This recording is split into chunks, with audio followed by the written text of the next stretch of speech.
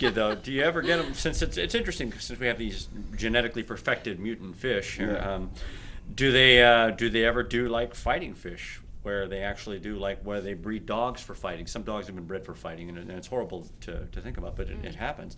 Do they do that with fish? I mean, is there the sport fighting, that kind of thing? I could see someone dropping their $300 fish in, and have them go at each other and bet on it. It's there are fish that are aggressive towards each other. I'm not aware of any fish fights, if you want to call it such, that are scheduled for people to come together. I think what you'll typically find in the freshwater side is the Siamese fighting fish, and the old story about you don't mix the female with or two males with each other. You could actually take a mirror and put it in front of one male. He will see that and get all kind of cocky and get his feathers going and such. But beyond that, you would have Oscars, or some people have the piranha, where you dump in the feeder goldfish and you watch all them get consumed. Now, aren't those illegal in the United States? In California. Yeah. Oh, only this state. You could probably in Nevada get them legally. Then in the saltwater realm of the hobby, the poster child for the fish who eats other fish would be the lionfish, the one with all the big feathery tentacles coming out of it. There would be other groupers and things like that would eat live fish. But in the saltwater side, I wouldn't call it sporting, whereas it's more sporting on the freshwater side to see Oscars and piranhas go after the feeder goldfish. It's not very sporting for the goldfish, though. No, I've seen terror in the eyes of goldfish that have been Well, you intense wouldn't with do it, piranhas. would you? I mean, you wouldn't. What if somebody says, I want to have these piranhas, and I want to have this, and I want to have... If it were me, I'd say, I'm sorry, I don't do that. Well, he doesn't want to do anything illegal. First of all, in my case, I wouldn't do anything intentionally illegal, and having piranhas is illegal in the state of California. Secondly, to be honest with you, I kind of try to avoid fresh water.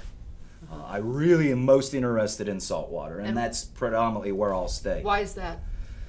It's more fascinating to me. The colors, it's the top of the scale. I've spent 20-some years learning about saltwater fish. It's what appeals to me. Right.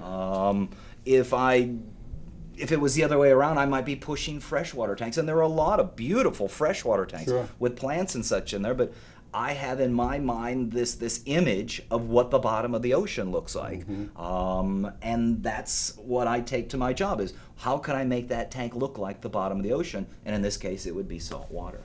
Right. Well, it's clearly your passion. Yeah. You would think. Yeah. It's funny, I went snorkeling in Okinawa, and I remember thinking about how Didn't see any big shells down there that were dropped from an airplane years before? No, I don't think so. Okay.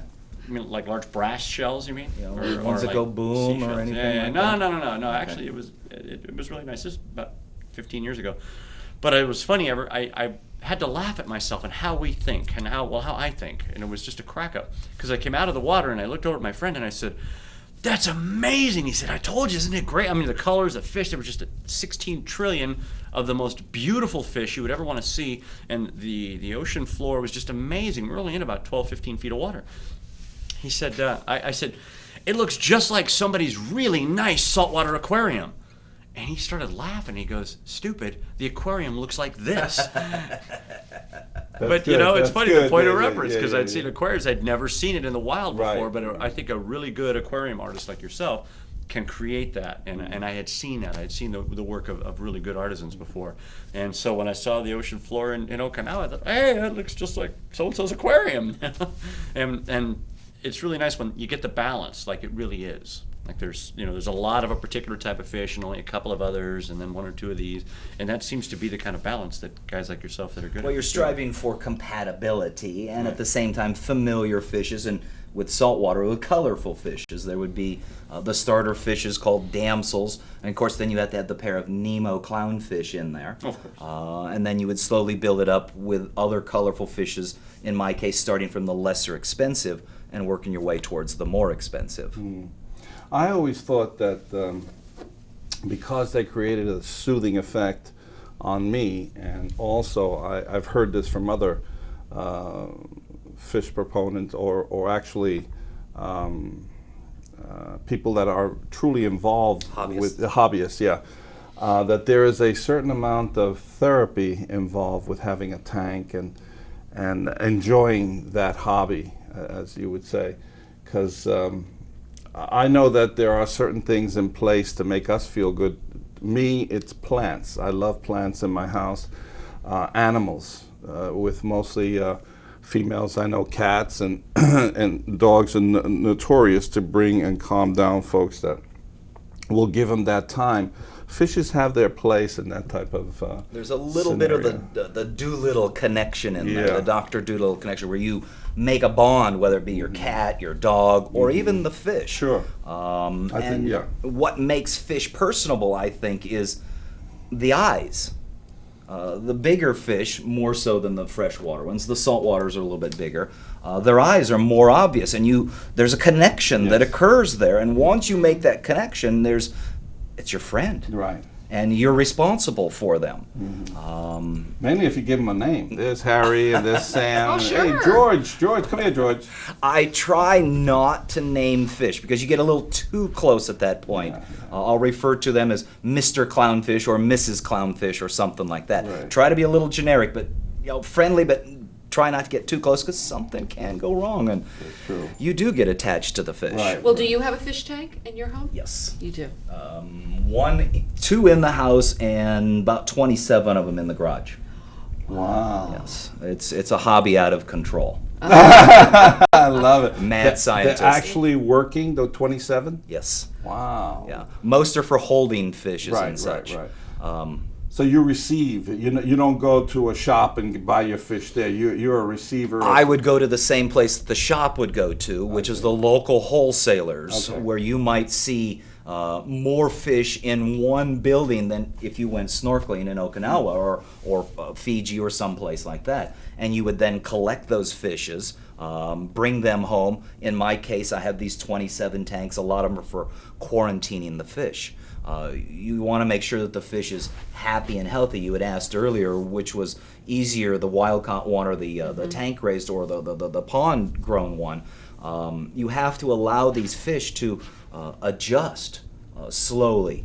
And part of my deal from the service side is that kind of service where I'll hold those fish for a period of time, feed them foods that we will now typically feed for a home aquarium, and allow them to get used to it. In the wild, you might be feeding on little bugs dashing around, but now it's frozen or prepared foods, and you have to allow the fish to get used to that.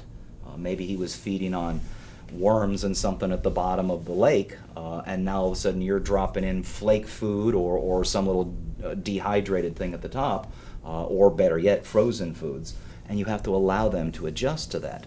There's also the stress factor involved. It can be quite stressful, and I think the movie Finding Nemo actually does touch very realistically on a lot of aspects, but in particular the collection of the fish. How to a minor degree, I don't want to say roughly, but some could consider it roughly, handled from the ocean to the distributor to the wholesaler, and in that little bag with Sally walking out of the Oh, store right, with it. right, So sure. you have to allow those fish to adjust to those kind of things. So again, part of my service is that, which I can bring to the customer of fish that I believe is prepared for a home environment, a captive environment, ready to eat the foods that we're prepared to give to them. Fascinating. Wow, I know. Fascinating. Things you just yeah. don't think about. Now, do you have a lot of folks working for you? No, I'm a one-man army. I'm the Wow. chief, the cook, and the bottle washer. Wow. On that big has to be a little jobs stressful sometimes because people can be tugging at your cape, Mr. Superman. all the time. Yeah. I even had someone who wanted to bump me out of my position this morning to come move their tank, and I said, sorry, got to come talk to Lou. Oh, Yeah. sweetheart, yeah. But it's been a pleasure, knowing that there are people like yourself, because I think you bring a certain amount of joy. One of my doctors, he has a tank in his office, and it's just sitting there sometimes an hour I'm waiting to get, and the coral, and these are live organisms. The yes. corals are just, The living corals. yeah. I think it calms you. I mean, I remember your fish tank. It's very calming. Yeah, it is. Yeah, most people would they would sit on the sofa, and as I'm talking, if I would go and get them something to eat or something to drink, they were so relaxed that if I left them again, they'd be sleeping, relaxing. You know, it's I just have one of a those things. dentist office that the check-in counter is a curved aquarium. Wow. And so as the patient come in and sit down, you're staring straight into the check-in counter. So there's the fishes moving around, and your mind is left the crowbars and the picks that they're going to be using on your teeth later on. Crowbars. Now you're talking. That's dentistry right there, buddy. So it is, as you said, soothing. It allows you to transport yourself to some other place. Mm-hmm. Now the cost for these, Oh yeah, I was gonna ask. how expensive, let's say, is a 40-gallon tank and with the nice fishes and everything? 40-gallon tank in glass with a simple stand for $200-300 you could set it up. That would be a freshwater version. If you were considering saltwater, I wouldn't go anything less than 60 gallons. Okay. And for the proper stand, canopy, and filter system, 1,500 if you're looking to get by as least as possible. Right. From there, the dollars just simply go up depending upon what it is you want. Right. Okay, 40 gallon. I'm really bad with that. 36 inches long, 15 inches tall, 18 inches wide. Okay. 60 gallon would be 48 long, 20 tall, 18 wide. Yeah, that one I had was 80 gallons, I believe. So for say a 60, 80-gallon tank, what would it cost to have a maestro like yourself come in on a regular basis, whatever that regular basis And is? we're setting up salt water, and we're And doing really nice. And you said pulling about an them- 80-gallon tank. Yeah, pulling groovy maintenance and having happy fish and being With able fish to and throw my everything, TV out the window. $3,500 to $4,500 once you're done.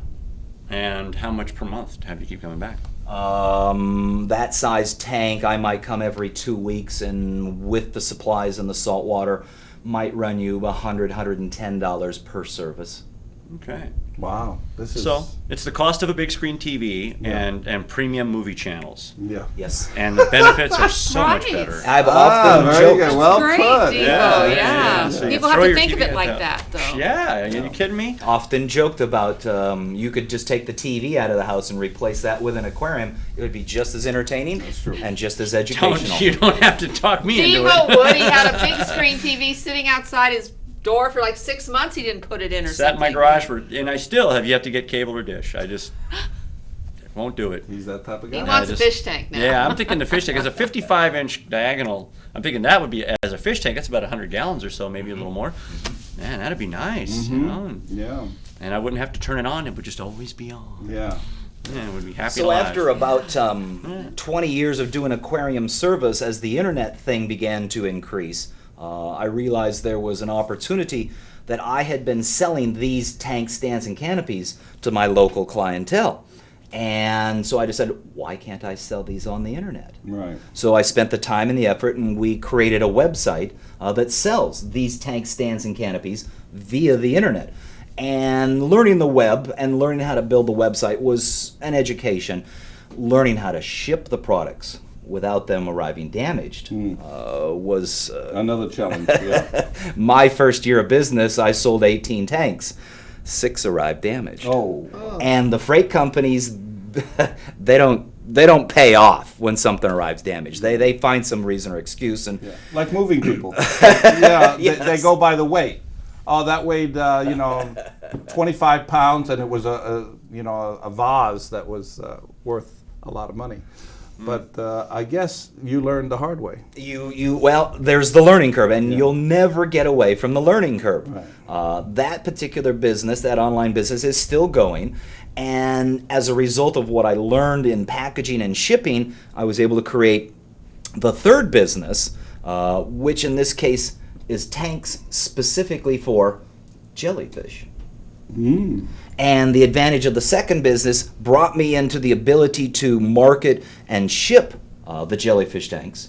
And so now there's a learning curve as far as how to learn how to keep jellyfish, which for all intents and purposes is a piece of wet toilet paper floating around inside. Who that's wants the a delicateness. jellyfish? A kid, I grew up, spending summers, at the beach, my grandmother's house in the salt water. They stung. I mean, we Right. didn't want anything to do with And we jellyfish. avoided jellyfish Yeah. at all cost as a kid at the beach here. And to Yeah. a certain degree, you still want to avoid them. But if you look at the jellyfish, and if you're interested in how soothing fish can be, Yes. this kind of motion is just very pleasing with the long dangling ribbon and lace tentacles and such. And there is a little bit of the macho or the scary part about having something that'll sting you in there.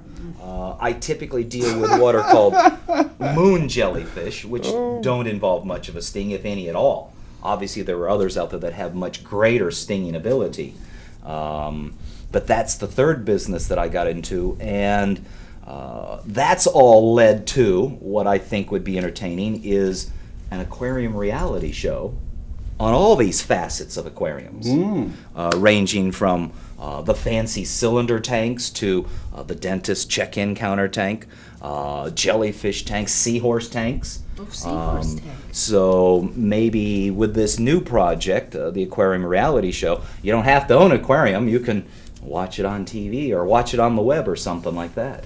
Well, I'll tell you, Jim, thanks for coming. I Certainly. think this was quite informative, and we all enjoyed it. Yeah. Don't you Good. agree? Yeah. This Y'all is ready to something buy aquariums now? I didn't know. Well, at some point, I have to say yes, because I still like it. And saltwater, I know I would need an expert like you. But Great. again, Absolutely. thanks for coming Thank by. you very I much for really having me. I appreciate yeah. the opportunity. Yeah, thank Yeah. you, Jim. Thanks Nice so much. meeting you. Thank you very much. Pleasure. You betcha.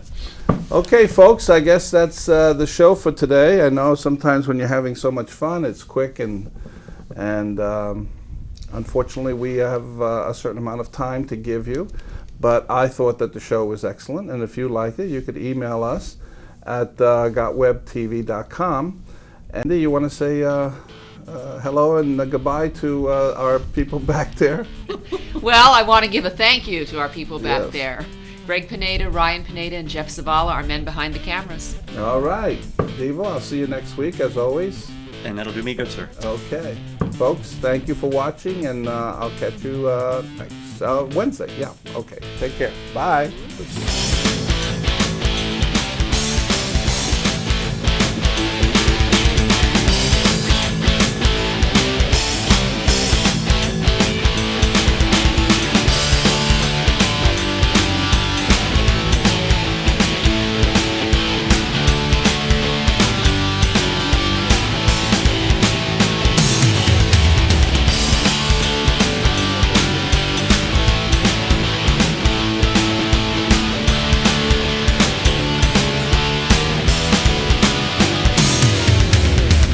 Cats and dogs are notorious